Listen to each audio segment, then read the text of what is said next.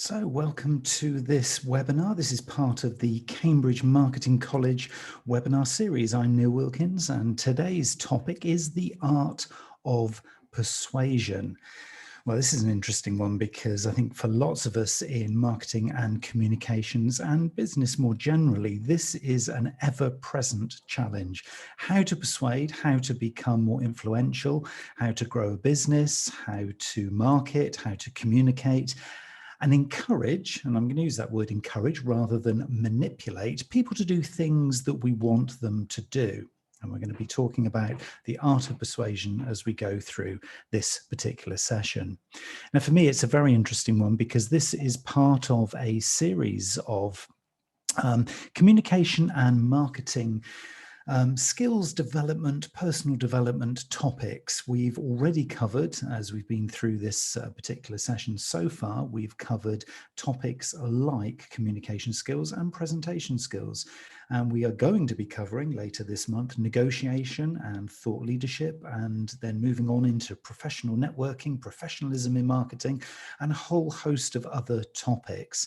So this is really a subject that is at the heart of a lot of the things that we are doing now as we are communicating both digitally and in person. And the importance of persuasion is becoming ever more important. So it's a really important topic that we need to kind of grasp, in essence, really what we are sort of focusing on as we define really what persuasion is, because there are some sensitivities in this topic and I want to really sort of share these with you. So I was looking up a definition to prepare for this webinar. I was looking up a definition of persuasion, and my favorite one, which was quite a lengthy one, but I think it's worth just dwelling on just for a moment, came from Britannica.com, Encyclopedia Britannica.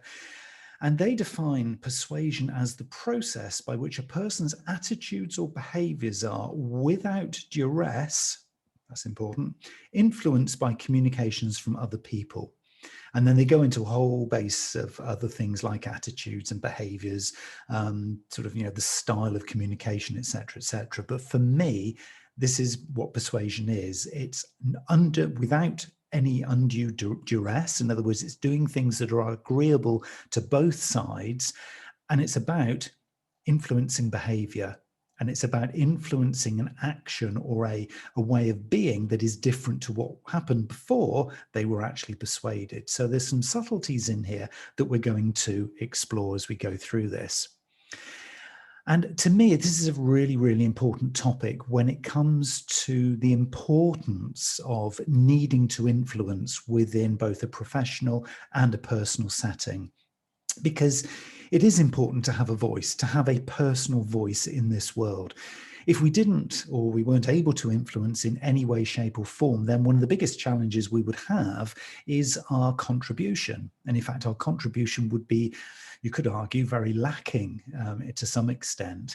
So the importance of actually having and using your voice to influence others, to contribute to conversations, to be able to market effectively, to be able to sell or grow your business, if that is the role that you have within your organization, the need to influence behavior, the clarity of communication, and taking communication on from just being maybe a monologue into moving even beyond a conversation and actually into something that inspires a change in somebody else's behavior.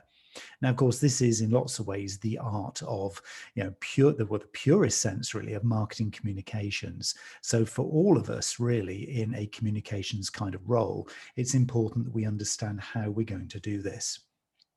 Now, the first thing I want to share with you is a very, very important principle, and in fact, a series of 6 principles of persuasion. Now, these were created by Dr. Robert Cialdini, who is an American psychologist who has done decades and decades of work on influence, communication, and importantly, persuasion. And I'm going to go through each of these 6 principles, because if you take just one set of things from this webinar, I really do hope it is the desire to go and do a little bit more research more deeply into Robert's work, because it is quite profound. It draws upon a host of things that have been known for a long, long time. I mean, this would trace all the way back to some of the thinking and teachings of people like Napoleon Hill at the beginning of the 1900s. And also then in more latter days, people like Brian Tracy, for example, the sales and communications guru. And what Robert does is he talks about 6 basic principles that you have to consider if you are willing and able to persuade somebody, or in a personal sense or in a marketing sense, to do something, i.e. buy your product, consider your message, behave differently. So these principles of persuasion underpin a lot of the things that we do, both as individual communicators, but also when we're marketing brands and products and services. So the 6 principles are reciprocity, consistency, social proof, liking, the importance of authority, and also scarcity. And I'm going to cover each one of these, because if you're making notes as we go through this, it's really important to remember that you can, if you're being persuasive, both in marketing and in personal communications, you can consider all 6 at the same time. You know, you can draw these and bind these together for some very effective marketing and some very effective, authentic, and I will keep saying this word, remember, this is not with duress, not under duress. This is an agreeable, wholesome way of communicating to persuade people to act or interact in maybe a way that they haven't before. So where do we begin? Let's look at principle 1. This is the principle of reciprocity.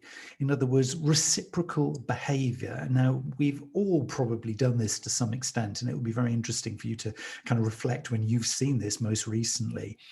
This particular one is really, for me, really, really interesting, because what it talks about is this kind of almost sort of carte blanche human social programming that almost compels us to return any favor that is given to us. Now, this does go back to Napoleon Hill days, and Napoleon Hill was a big, big advocate of this idea that you get what you give. In other words, if you are agreeable, you will get agreeable people back to you. If you're kind, you'll get kindness returned to you. There seems to be just something in the human DNA that compels us to return a favor that is given. So when you're marketing, what can you give? Almost, you could argue, without expectation, but just a knowing that you're going to get value returned to you. This is the principle of reciprocity. Now, we've often seen this, I guess, in things like free trials, when we're given sort of free samples and the like, because it's very difficult. If somebody gives you, imagine if you're in your supermarket and somebody comes along and says, oh, would you like to try this, particular product? It's a free sample, here you go. To then just say, oh, thank you very much, and walk away without feeling any kind of emotional bond to that person for giving you something is actually quite a hard, conscious thing to do. Because subconsciously, we are programmed socially within our DNA to return the favor. In other words, to do something as a result of that kindness or that giving. So I'd like you to reflect for a little while for how you could use reciprocity in terms of when you're looking to get something returned to you, could you give something first? That's a really important starting point as we work our way through these principles. Principle 2 is a very interesting one, particularly when we come to marketing, selling, and business development. It is, again, a personal thing. You can use this in any personal communications if you're looking to persuade and influence, but this is a really interesting one. This principle 2 is consistency, because the communications, the messages, and the behaviors that you're most likely to see as a result of those are more likely to happen when the perception of what you're saying or what you're marketing or the messages that you're putting out there are congruent with the target person's self-image and their personal brand. That's a bit of a mouthful. What do we mean by that? Well, basically what it means is that we identify as human beings with people, individuals, brands, companies, situations, lifestyles that are congruent, in other words, in alignment with our perception of our own self-image and the kind of person we like to be, the kind of person we would want others to see us as. So if when you're talking to somebody and you're trying to persuade them, or if when you're marketing something to them, you can align your offer, your marketing, or your product or service with your understanding of their personal branding or self-image and make it congruent. In other words, align it with how they would like to be seen to others, then that's a really strong way of aligning yourself consistently with what they're looking for. We see this a lot when you look at, for example, car manufacturers. People will spend an awful lot of money on a specific brand of car when they can get a similar car that comes out of exactly the same factory with a different brand on much cheaper, because the branding is congruent with their self-image, their personal brand, and how they like to come across to others. So they will actually spend and invest more because of that consistency in that approach. So it's really quite interesting when you start to realize that that is one of the 6 most important things to people when they are being persuaded by you. Now, another one that is becoming very, very popular in marketing circles is the concept of social proof. So principle 3 is social proof. And this is where, and we all do this, where, even unbeknown to us, and even if we think of ourselves as a little bit of a maverick, a little bit of a free spirit, we still do this. And most of the time we do this subconsciously. We will compare ourselves, our decisions, our choices with other people's behaviors, decisions, and preferences and choices. And we will use that as social proof that we are making a non-risky decision or that we're doing the right thing, as long as these people are sort of identified as the same kind of persona as us. Now, a really, really simple example you can see on something like TripAdvisor.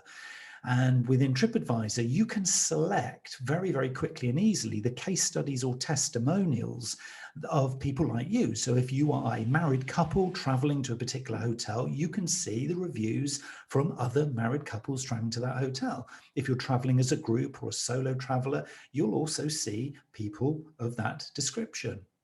And they are using the principle of social proof to persuade you that this is the right hotel for you.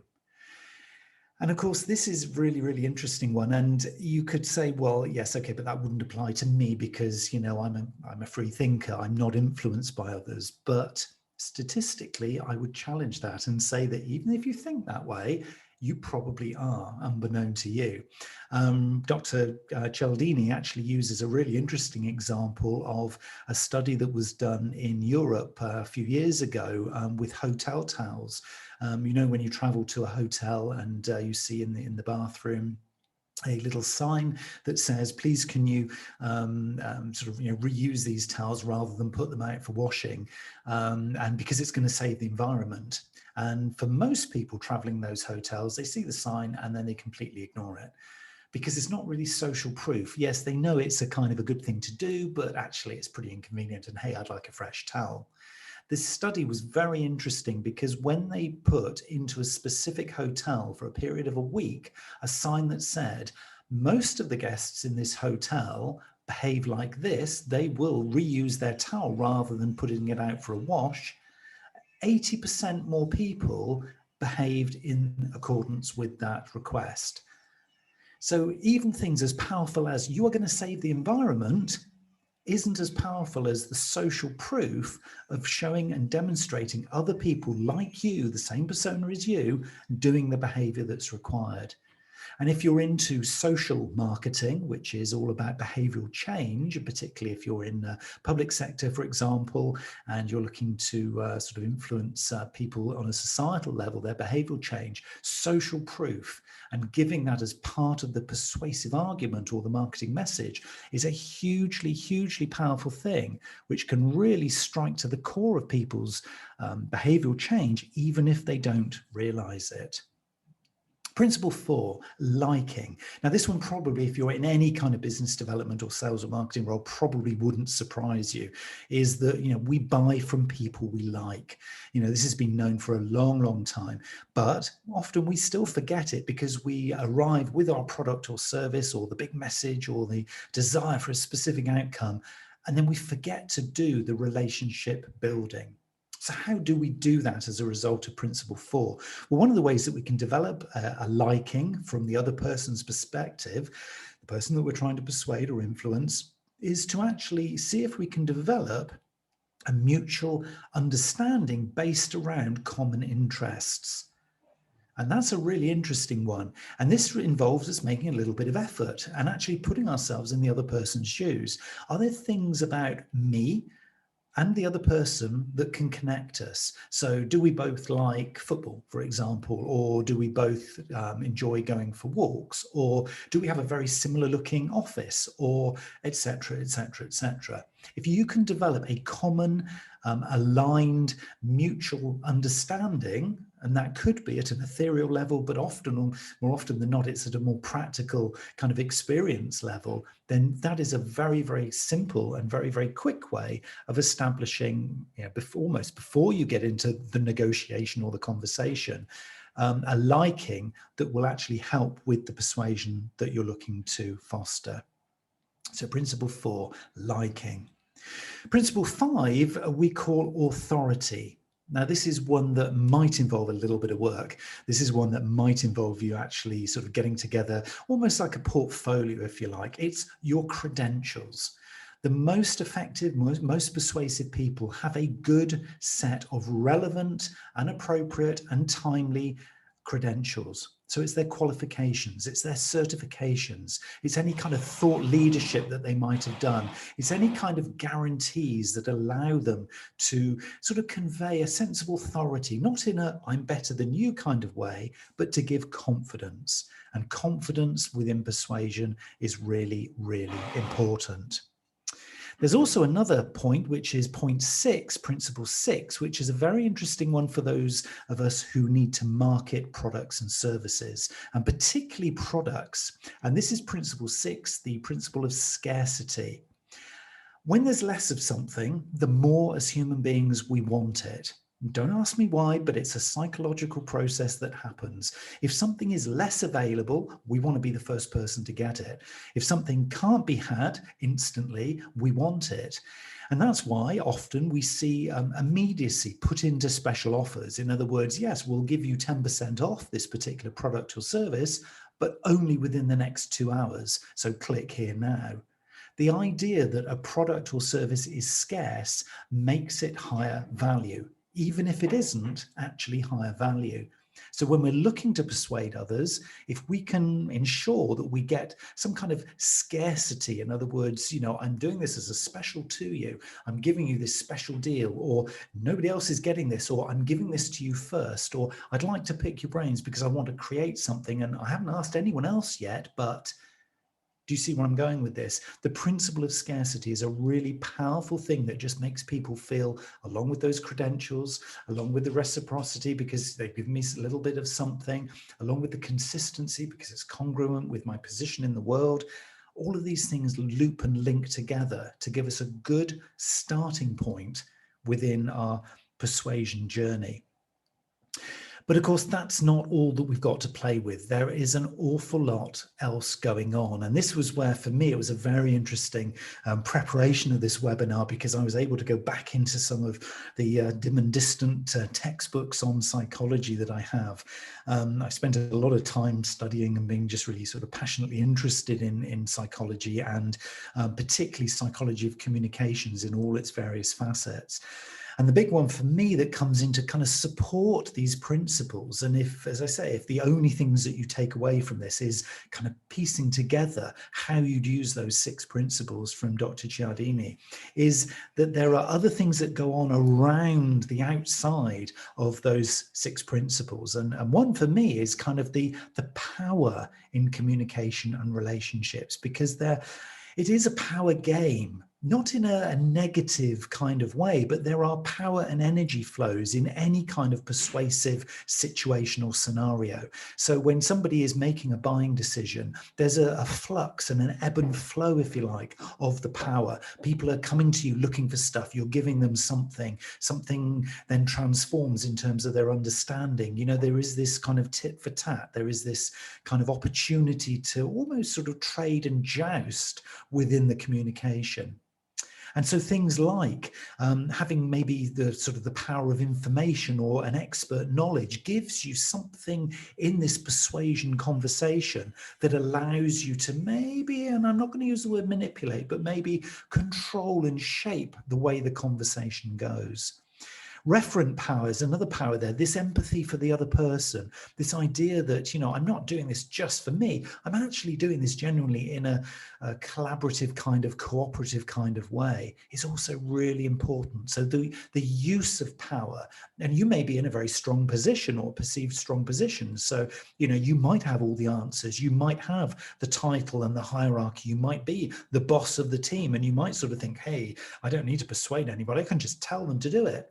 The reality is you don't, because if you want people on side, it is the subtle dance of the power and the energy flow within the communication that makes this thing break or really, really work. And a lot of the time we find that if there is an imbalance between you and the other person, and again, this works in a brand marketing perspective as much as it does in a sort of personal one-to-one perspective, there can often be this kind of coercive power, because as soon as we use the word persuasion, there are negative connotations around that. And that's because maybe in the past we've feared punishment of not doing something. So people tell us to do it. And this is where the word boss rather than leader or manager comes into business. You know, who wants to be bossed? Well, I certainly don't. And I'm sure if you're listening to this, you probably don't want to be either. But if we can be led, or if we can be managed, or if we can work in collaboration, then a coercive power isn't being used to manipulate us. So it's all about this kind of dance of energy and dance of information. And for me, one of the key things here that's actually going on is that it's really based around the concept of empathy. And empathy is really, really important here. I know a lot of teachers and a lot of sort of big thinkers on this whole kind of topic, particularly those in business development in roles at the moment, are talking about this word empathy. We see it all through the media. We're seeing it come through a lot. And this is kind of almost like the new version of persuasion. And this is about using power in persuasion in an appropriate way. And it all begins with empathy. In other words, being able to step into the other person's shoes and really understanding them. We do it in marketing because we profile them, we create a persona, and then we try and develop a product or service around what's going on. But in a personal one-to-one relationship or in a professional relationship at work, it's something that also is very, very relevant. And we can use this upwards, sideways, or downwards within the hierarchy of the organization. It all begins with empathy. We need to clarify credibility. So we need to be just sort of self-confident in kind of what we have to offer here in this relationship. We also have to establish common ground. In other words, it is that kind of confidence building of liking based around, you know, we have this common interest, we have this common goal. We'll talk about a lot more about this common goal setting and goal achievement when we talk about negotiation, because it is one of the key building blocks in there. But you can see that even in persuasion, the early steps of negotiation, it is part and parcel of, you know, a successful outcome. Using power in persuasion is also about sharing evidence. And again, if we can do this in a wholesome and authentic way, it can be a very, very positive experience that feels good on both sides of the equation. And ultimately, persuasion is about forming an emotional connection. It's important to remember that this is about connectivity. This is about connecting two people in a buying decision, or connecting two people in a negotiation, or in private life. It is about establishing a really enjoyable, good connection so that we can actually build, you know, a long-term relationship where it is based around trust and it is based around, you know, mutual respect. That is what we're talking about here. Conversations, not monologues, actually working in collaboration in a really wholesome kind of way. This is what perception is all about. And perception of persuasion, and this is an important one here, is that, you know, you could do exactly the same thing to one person in terms of looking at all those principles, thinking about where the power base lies here, deciding you're going to go for a win-win situation, setting it all up nicely, building some empathy. And then person A perceives the whole situation very differently to person B. This is important.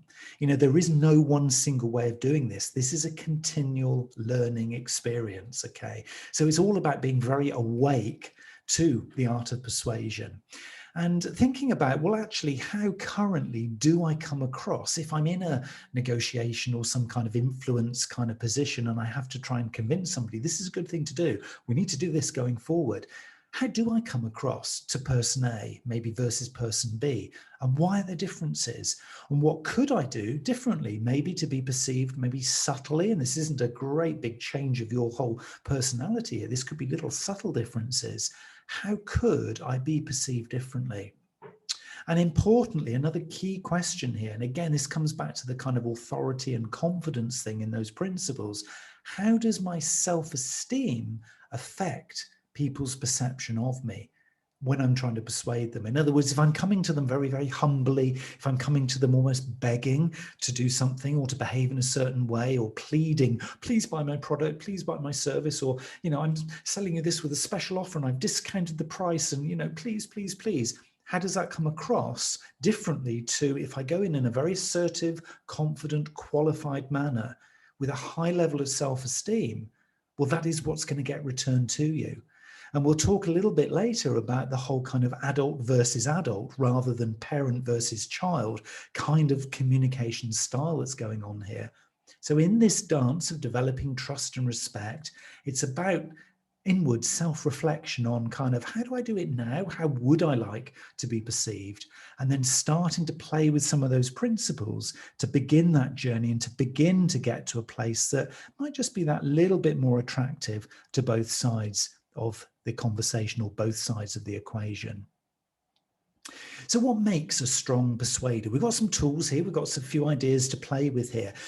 But what actually makes somebody who is very, very effective? And we see this both at a business level, but we also see this at a personal level. People who are strong persuaders, when they kind of make an argument to you or pitch something to you, you're just sort of intrinsically drawn to doing what they've asked you to do because it just feels right. They've just got this uncanny way of doing it and persuading you. Well, it's not by accident. They've either got an innate ability to do this, or more likely they've practiced and been mindful and played with these concepts. And this goes back centuries and centuries and centuries. And in fact, Aristotle, one of the great philosophers way, way back, talked about what he called the rhetorical triangle. And his rhetorical triangle, and bear with me on this one, has logos, ethos, and pathos. So what does that actually mean? Well, logos is logic. So part of the art of a strong persuader is that they are able to provide a logical basis to the arguments or the communications that they do. They also have ethos. In other words, they come at this from a good, strong ethical stance. So even back then, being morally strong and having good ethics was a really key thing. And they also come from a position of credibility. They very quickly establish, look, this is a credible person, a credible brand, a credible conversation. But importantly, they don't just trade on those kind of objective things. Aristotle was very clear that it's also about pathos or emotion. So a strong persuader will get you with logic, they'll get you with ethical credibility, and they'll get you with emotion. So they're playing to both your head and your heart, but also the kind of more subconscious essence of you as well.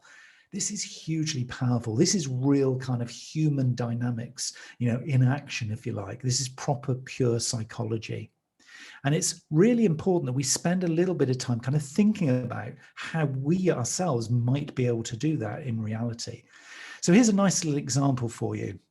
Imagine a car brand, for example, and we've all seen, advertisements for car brands. They use the rhetorical triangle. They might not even realize they're doing it. They probably do. But if they don't, this is what's going on. They will hit you with logic, ethics, and emotion. So when a strong persuader or a strong successful car campaign is happening, you'll see data and you'll see performance numbers. In other words, what are the miles per gallon, fuel consumption? What is the 0 to 60 speed of acceleration of the vehicle? They'll give you the performance data. They'll also hit you with ethical messages, the green emissions, or some of the kind of slightly softer things that tug at your heartstrings, the things that you know to be true. So those would be things that would play on the ethics and credibility. And then also, of course, as we see in the creative output from the strong persuading car brands, they'll hit you with emotion as well. So the brands typically don't tend to major on those logic and ethics arguments. They'll talk about lifestyle. They'll persuade you with images of people just like you, looking happy, looking and living amazing lives. The car is a byproduct of that, but of course you've got to buy the car to get that lifestyle. You've got to buy the car to be seen to be living with an ethical life format, and you've got to be logically ticking the boxes in terms of doing it in an efficient way. So this is what strong persuasion is all about: logic, ethics, and emotion. Some very, very simple little abilities really that allow you to kind of move the conversation to the next level, to move your marketing up a few notches. And of course, there's a context here. When you're on the receiving end of this persuasion, you've created the best possible communication, the best possible argument, the best possible campaign or creative. There is a scenario that's going on, and we call this the context in which this persuasion is happening. And we mustn't lose sight of this. This context is kind of what's going on in the person who's receiving this persuasion, what's going on in their mind. So there is, and it's worth spending the time, once you get deeper into this, spend a little bit of time looking at some of the research behind the idea of persuasion. Now, persuasion is what goes on in the context setting before the persuasion begins. All right, I told you it would get complicated. Persuasion is kind of what happens in the moment, but persuasion is something that happens kind of upstream in the conversation. So if you can imagine, a very, very simple example is when you are a salesperson and you do a sales visit, and the marketers have actually set up the environment in advance by doing a bit of brand exercises. They built some product or brand awareness. They've sent some direct marketing directly to that person, which is all about customization and personalization. So when the salesperson arrives, they're already persuaded to have an inclination to listen. So they haven't gone through the persuasion process, but it's about persuasion, setting the scene in advance. And there's some really, really interesting research around this whole topic. For me, one of the really interesting little pieces of evidence that this really does work was a study that was done in Holland a few years ago, where residents of this particular brand were asked to complete a long survey and were told they'd receive a cash reward. Okay, for doing the survey, and we've all been, on the receiving end of those. But interestingly, the survey produced a much higher response rate when the recipients were actually given the gift in advance of the cash, even though, of course, they could have just kept it and ignored the survey. They felt compelled. So persuasion fits beautifully with this whole thing about reciprocity. In other words, if you give without expectation at the start, the art of reciprocity actually tells you, the principle of reciprocity actually tells you, you will get a return. And there are pieces of research which back that up. So there's a lot of stuff kind of going on, if you like, both on both sides of the equation, both from your side of things, but also from the recipient side. So how can you, again, with those principles in mind, how can you take those next steps for kind of building your personal effectiveness here? And this is really what we're here to do and talk about today. Well, for me, the first thing is to use your charisma. Okay, everybody has charisma. Charisma comes from quite an ancient word called charism, which is your life energy. It's almost like your soul. It's your kind of essence, if you like. And as we've seen, people who are described as having charisma seem to have this kind of uncanny sort of ability to charm or influence people. It's not that they've got more charisma than you, it's just they've learned how to tap into it. And one of the simplest ways that we can tap into it is to show passion. Okay, so when we're persuading, a simple technique, even if we've done all 6 of those principles and we think, wow, we have ticked the theoretical textbook here, we are now persuaders. Well, if you don't do it with passion and motivation and with an inspirational kind of attitude, it's not going to work. So charisma comes into play in this art of persuasion. So do the kind of textbook thing, but remember to do it with passion. And there's also some subtleties that kind of run alongside that and probably underpin it as little foundations.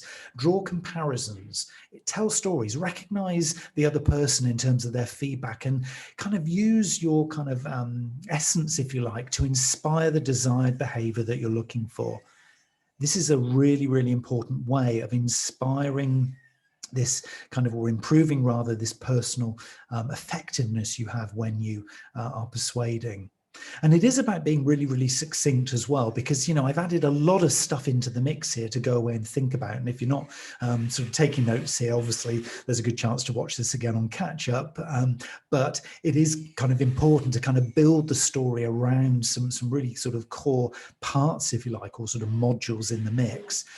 And so we see, typically when we look at this, we see kind of 4 elements really of building persuasive messages. And again, for your marketing, for the way that you're going to construct an argument or whatever, it all tends to follow true. It's about gaining attention. It's about building interest. It's about reducing a resistance to the behavior or the action that you want, and then motivating the action. Okay, so those are the kind of the 4 sort of starting points when we begin to think about how we're going to put this stuff into practice. Now, there is a very specific theory which was developed by another psychologist called Monroe, and he's developed this thing called Monroe's motivated sequence. Now you'll see this come in sort of marketing theory in lots of other different guises. It's kind of been reinvented over the years, but this is taking it back to where it kind of originated from. And what Monroe talked about was gaining attention. So that's the title, the hook, the proposition, you know, that top level kind of initial message. Again, works in marketing, obviously, but also works in your kind of day-to-day communications. Get the person's attention. Then establish the need through negative reminders. That's an interesting one. It's actually about providing the yin and the yang. It's about providing the dark and the light. It's about showing them and recognizing, look, I feel your pain. I know your challenge. I know you're looking for a solution that you haven't got. And it's about reminding them that, so that their starting point, and again, you can do this authentically. This is not about being mean or anything like that. This is about just reminding them of the reality of their situation, both marketing and personal communications. And then the third step is about creating a solution that gives them some kind of satisfaction that they're going to get a good outcome. Okay, so what you're doing is you're balancing, I recognize your challenge, but look, here's a potential solution if you come with me here. Here's an offer to give you an advantage or to get you out of that situation. Do this. You can come with me and I'll help you. But then what most people then fail to do is the 5th step in the process, which is the 4th step in the process, which is to actually help the other person to visualize the positive outcome. This is subtle, okay, but it's super important to help them to manifest the whole concept of what you're trying to do, because they'll get the features and the benefits, but what they might not yet understand is kind of the real what's in it for them. So helping them to visualize what their world is going to be like on the other side of committing to you is really, really important. So you've got to help them to visualize that. And this is the reality, if you like, of the persuasion outcome. And then simply give them a quick, easy, efficient call to action. Don't overlabor it. Don't give them loads of choices. Just get them to commit. And when I talk about going through the customer journey, this is the point of conversion in that customer journey. The single point of action, that call to action, that behavior that you want, make it simple. Because already you've got them theoretically and emotionally. You've got their mind, you've got their heart. The mind comes through the negative reminders and the solution. The heart comes through the visualization of the positive outcome. And this is so, so powerful. This is how the great persuaders, the great salespeople, the great communicators do it. It's not complicated, but we all lose sight of this when we're doing it. And of course, I need to remind us all that this is not about manipulation. This is about doing this in a proactive, positive way that allows a cooperation and a collaboration. And if there are certain anchors that you can then draw back to, things that are really, really important or that resonate with the person you know sort of intimately, because you know their persona, you know what's in it for them, you know what you're trying to work with. If you can just do this in a really authentic, true and honest way, this is the art of really effective persuasion. So where do you take this next? There's a lot of stuff included in that, and I'm sure when we go through the Q&A in just a moment, there'll be some things that will be hopefully sort of coming out of this. But just want to summarize really kind of where we've got to here. And this would be some things I would suggest to kind of begin to think about where your strengths are, but also where you might want to focus some development.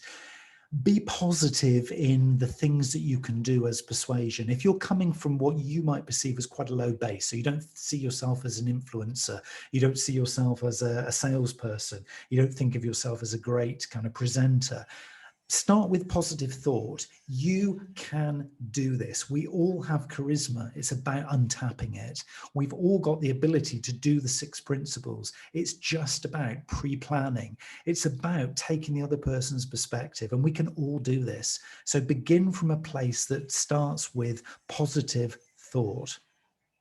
Also, I would suggest you have a little look and do a little bit of a search on the concept of transactional analysis. Now, that sounds super technical, and it's not. It is actually very, very simple. It's a really, really important subtlety of persuasion. And this is the 3 almost perspectives or positions that we take when we are communicating with others. So we either will take the position of parent or the position of adult or the position of child. And what we're trying to do here is to work and communicate and persuade from the position of adult. Okay, and we're trying to get the other person to meet us at that point as well, so that we're almost talking at the same level. Because in a lot of cases, and you'll probably, when you look at this, you'll probably find some examples where this has been the same for you, is we often find ourselves slipping into the parent mode. In other words, we start telling. And often then people either don't like it or they form the child position. And so they almost then feel subservient to us. That is not the way to persuade. It's almost impossible to persuade if you're doing the parent-child thing. We might dip into the child mode. In other words, losing that credibility of authority, losing that confidence, losing that self-esteem, and actually almost becoming too humble. And you're never going to persuade from a position of child. So there is a subtle dynamic, and this can actually change within the conversation or within the marketing. So it's really important to just bear that in mind. We're looking to do a like for like, adult to adult kind of conversation here. So I would strongly suggest that you look at that. And another one to research as well is some of the little tutorials that you'll find on both YouTube and sort of more generally on the concept of Myers-Briggs preferences. Now, this is a whole webinar in its own right, and I might actually do this one in the future because it is actually very, very interesting. But when it comes to persuasion and when it comes to looking at kind of the position that the other person you're trying to influence is coming from, looking at the preferences. Now, these aren't skills, these aren't sort of abilities, these are very much preferences that the other person has. And they come in so basically 4 blocks. The person is either likely to be extrovert or introvert. In other words, they will gain their and fuel their energy from with others. That's the extrovert, or through silence and peace and being by themselves. That's introvert. So know where you're coming from and also appreciate where the other is coming from.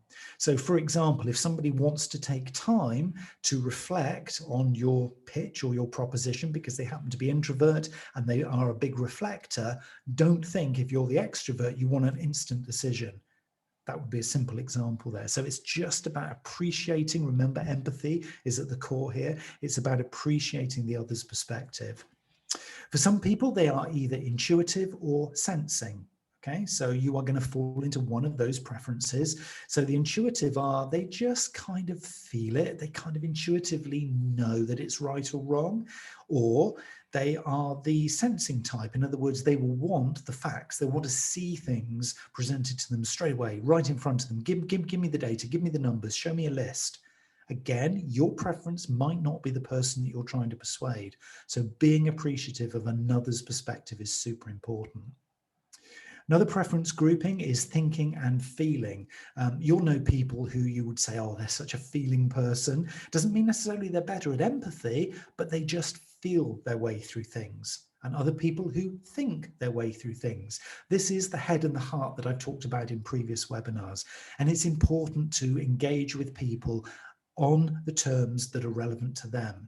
So of course, if you're working in quite a big group, there's a lot of dynamic that goes on here. But knowing who's in the feeling category and who has the preference for the thinking category allows you to shape your communication to help persuade them. And the really important one, well, they're all really important, but a significant one here is the final grouping, which is about being planful or spontaneous. Now, depending on what you're trying to market or what you're trying to communicate, you need to kind of figure out whether or not somebody is looking to just keep their options open. That would be the spontaneous type, or whether or not they're looking for a very, very specific route forward.